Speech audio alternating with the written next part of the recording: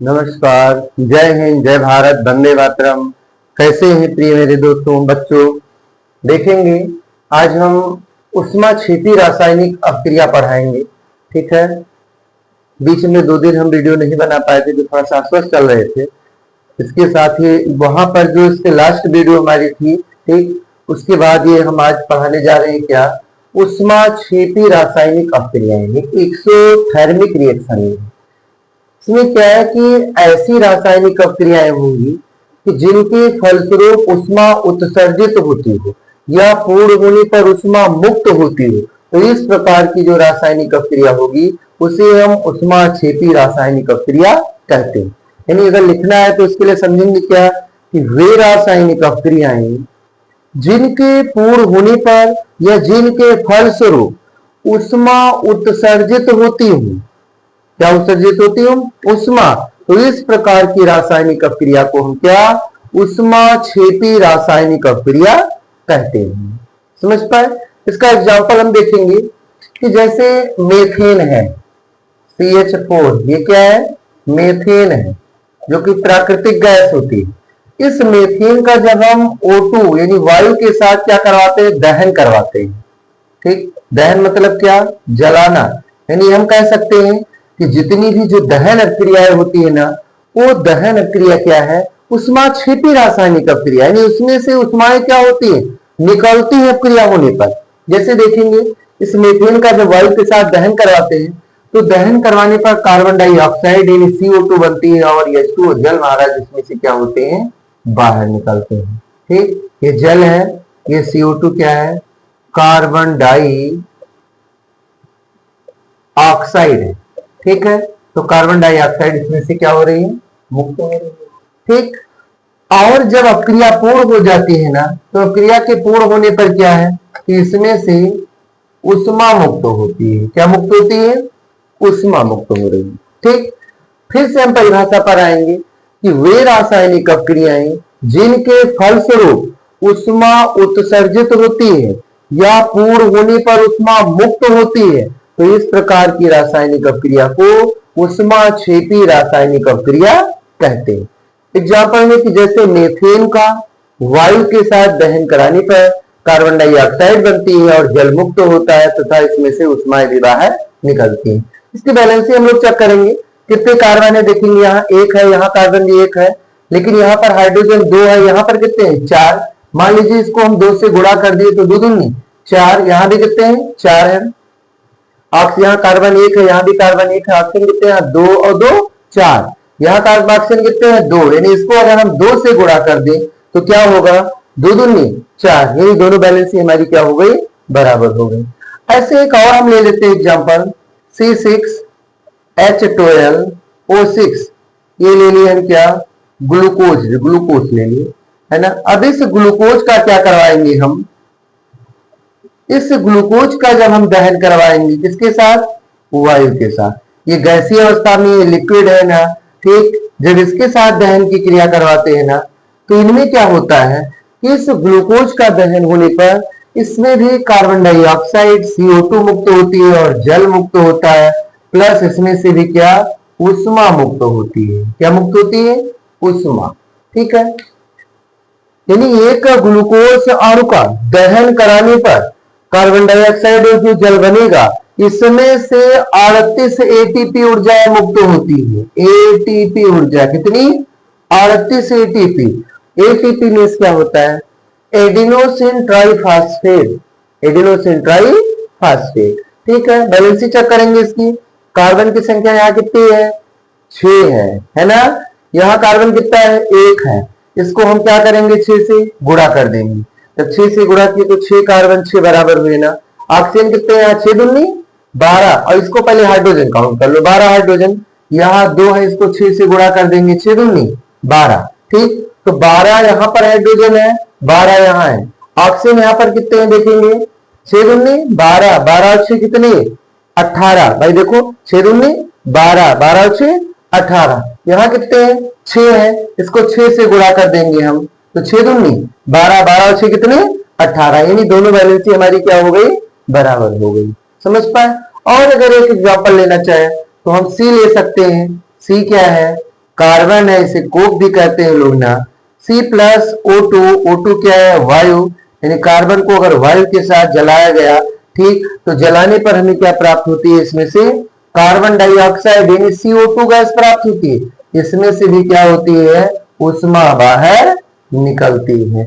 इसका मतलब ये हुआ कि ये भी पूछा जाए तो कौन सी क्रिया है? ऊष्माक्षेपी। ये भी एक क्रिया कौन सी है? ऊष्माक्षेपी। ये भी एक क्रिया कौन सी है? ऊष्माक्षेपी रासायनिक क्रिया है। समझ पाए?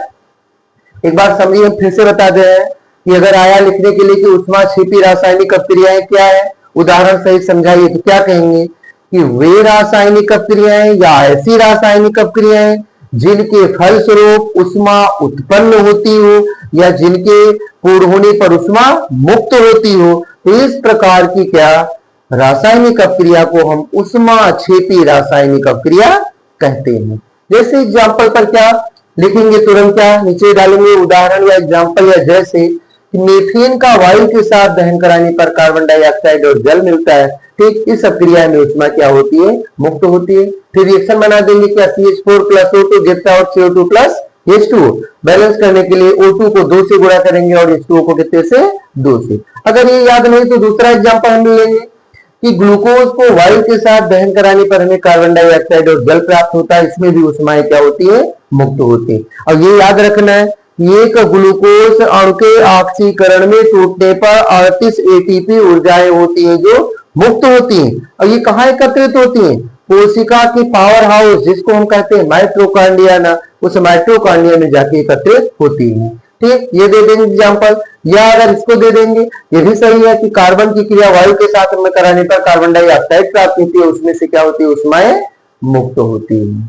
समझ पाए? तो ये थी ऊष्माक्षेपी रासायनिक अभिक्रिया।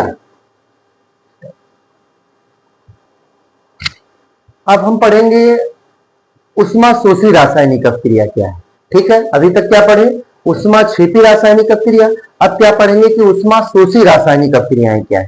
ठीक, इसके लिए देखेंगे क्या है कि ऊष्माशोषी रासायनिक अभिक्रिया जो होती है डिकम्पोजिशन रिएक्शन, ठीक है, क्या है। ठीक, देखेंगे इसमें क्या है कि वे रासायनिक अभिक्रियाएं जिनके फलस्वरूप ऊष्मा अवशोषित होती है या जिनके पूर्ण होने में ऊष्मा अवशोषित होती है, तो इस प्रकार की रासायनिक अभिक्रिया को ऊष्माशोषी रासायनिक अभिक्रिया कहते हैं।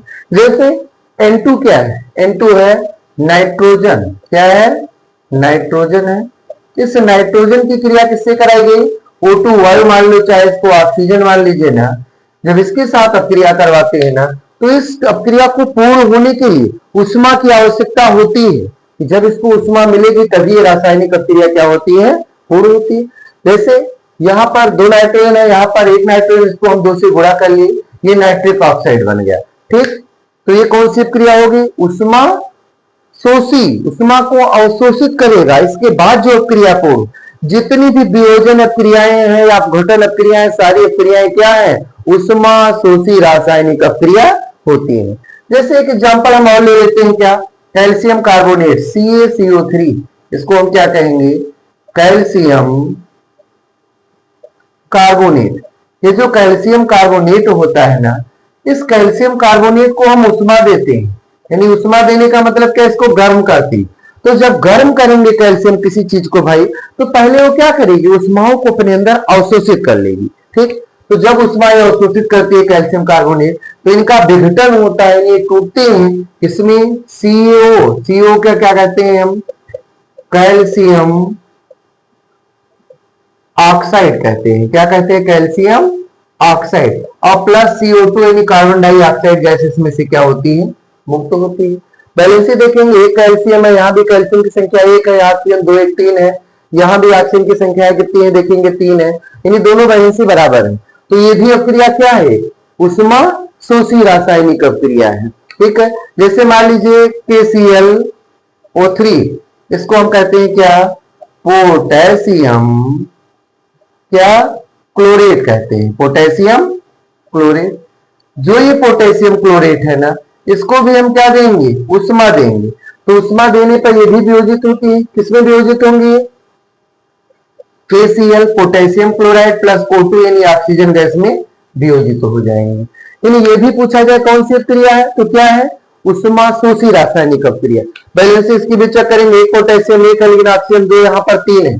इसके लिए क्या करेंगे कि पोटेशियम क्लोरेट को 2 से हम गुणा कर देंगे, तो ऑक्सीजन हुए 3 दूनी 6, यहाँ गुणा करेंगे 3 से, 3 दूनी 6, क्लोरीन 2 है, इसको भी 2 से, तो पोटेशियम 2 क्लोरीन 2 दोनों वैलेंसी क्या हुई बराबर। KCl को हम कहेंगे क्या, पोटेशियम क्लोराइड कहेंगे, क्या कहेंगे, पोटेशियम क्लोराइड।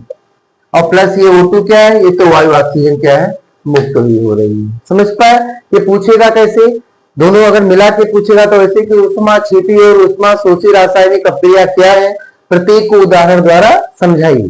तो इसके लिए क्या करेंगे कि उष्मा शोषी जब लिखेंगे, फिर से एक बार हम बता दे रहे हैं कि वे रासायनिक अपक्रियाएं जिनके पूर्ण होने में या जिनके फलस्वरूप उष्मा अवशोषित होती है, तो इस प्रकार की रासायनिक अपक्रिया को क्या उष्मा शोषी रासायनिक अपक्रिया कहते हैं। जैसे एग्जाम्पल में जब लिखेंगे कि नाइट्रोजन की क्रिया वायु के साथ उष्मा या नाइट्रोजन की को वायु के साथ गर्म करने पर, या ऐसे कह सकते हैं कि नाइट्रोजन की क्रिया वायु के साथ कराने पर उसे उष्मा देने पर नाइट्रिक ऑक्साइड बनता है, तो ये क्या है उष्मा शोषी रासायनिक अपक्रिया। कैल्शियम कार्बोनेट को उष्मा देंगे या गर्म करेंगे ना, तो कैल्शियम ऑक्साइड और कार्बन डाइऑक्साइड में टूटेगा, ये भी क्या है उष्मा शोषी रासायनिक अपक्रिया।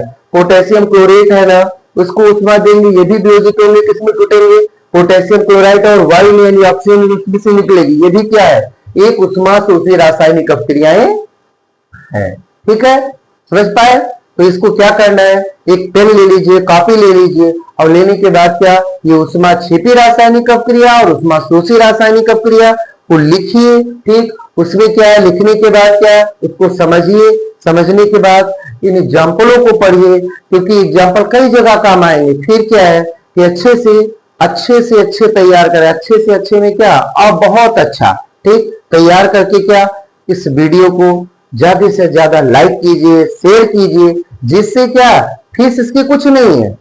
मैं जो पढ़ाता हूँ फीस कोई नहीं कि कोई फीस लेकर मैं पढ़ा रहा हूँ, मैं बहुत अच्छे तरीके से इसको इसलिए समझाता हूँ कि समझ कर ठीक आगे चलकर मेरा क्या नाम रोशन करते हुए, मुझे आशीर्वाद देते हुए ठीक बहुत ऊंचाइयों तक हमें लेकर जाएंगे। इसके लिए ज्यादा से ज्यादा इसको सब्सक्राइब करो, शेयर करो, लाइक करो। जय हिंद, जय भारत, वंदे मातरम।